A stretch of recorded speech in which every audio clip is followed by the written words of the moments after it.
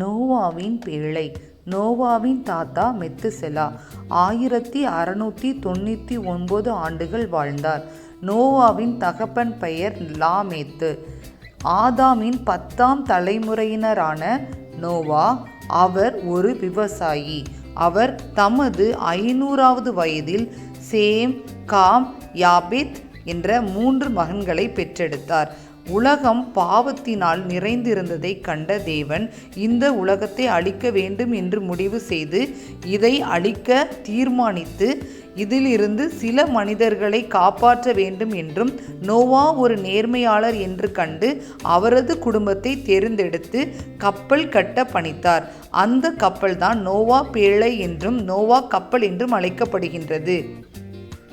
நோவா பேழையின் நீளம் 300 முழம், அகலம் 50 முழம், உயரம் 30 முழம்.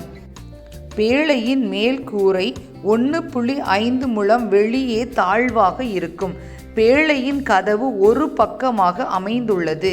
பேழை கீழ்த்தளம், மேல்தளம், நடுத்தளம் என 3 தளங்களை கொண்டது.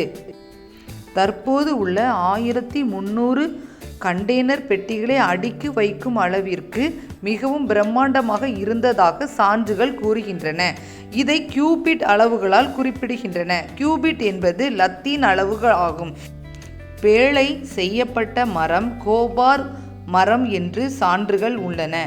ஆனால் அதிகமாக கிடைத்த மரத்தின் பெயர் சைப்ரஸ் என்று வரலாற்று சான்றுகள் கூறுகின்றன.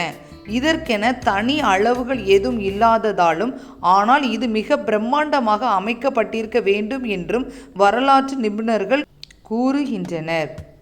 2.15 மில்லியன் செம்மறி ஆடுகள் இருந்ததாகவும் 16,000 விலங்குகள் இருந்ததாகவும் வரலாற்று சான்றுகள் உள்ளது. தக்க விலங்குகள் எல்லாவற்றிலும் இருந்து ஆணும் பெண்ணுமாக 7 ஜோடிகளையும், தகாத விலங்குகளிலிருந்து ஆணும் பெண்ணுமாக 1 ஜோடியும், வானத்து பறவையிலிருந்து ஆணும் பெண்ணுமாக 7 ஜோடிகளையும் கொண்டு வந்து அங்கு வைத்தார்.